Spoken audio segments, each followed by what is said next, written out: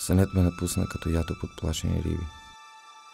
Полуспящ се потопих в чаша кафе и с първата глътка се почувствах превъден, а цигарата ми донесе необходимото настроение. Беше денят на наема и вечерта на Петра. Трябваше да продам поне 2 картини. През нощта завърших реална действителност номер 4.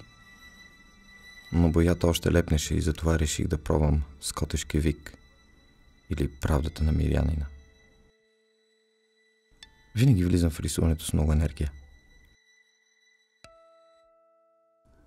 Трябва спокойно да изчакаш своята вълна и да се оставиш да те отведе там, където дори смъртта е само повод за съзерцание. Картината има стойност в момента на своето създаване. После е само пощенска картичка от далечно плаване. Следвах обичайните сутрешни занимания, малко бръснене, повече миене. Когато се освежих, опаковах набързо картините и ги подпрях до вратата. Кратка гимнастика за раздвижване и, допивайки кафето, сложих няколко щрихи върху 3 чужденци, като се надявах това да е началото на нов цикъл. После взех една от опакованите картини и излязох. Бодро крачех по тротуара. Летящите коли изостриха мислите ми. Бях решил да отида на кръстовището на Рибна и Котва.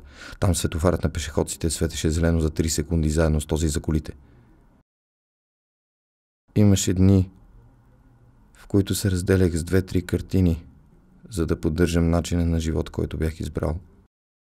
Не е лесно, когато ежедневните ти нужди те притискат.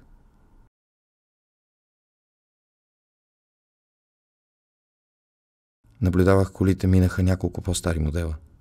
Когато видях отляво да се приближава лъскав Куик, поех дълбоко въздух и изскочих.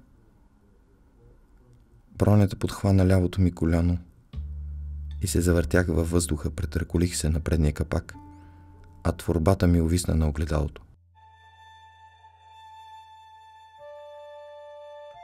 Показа се млад мъж. Започнах да се жалвам за шедьовъра си, който съм щял да продам на невероятна цена.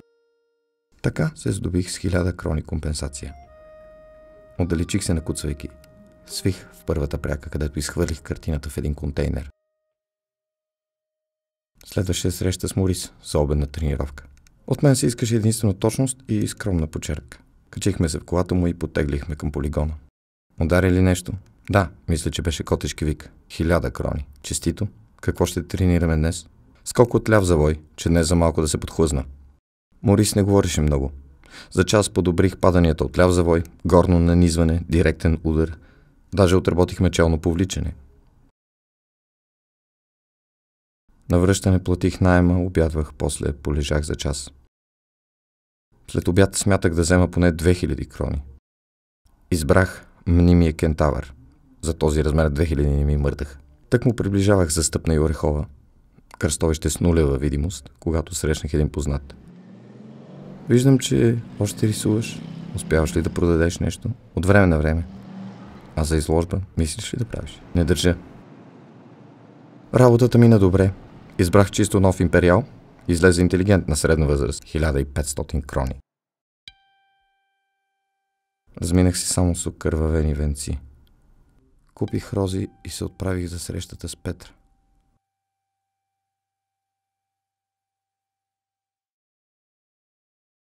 Късно вечерта отворих бутилка хубаво вино.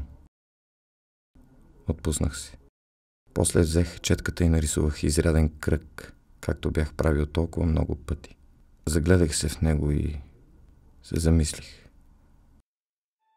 Как да го назова?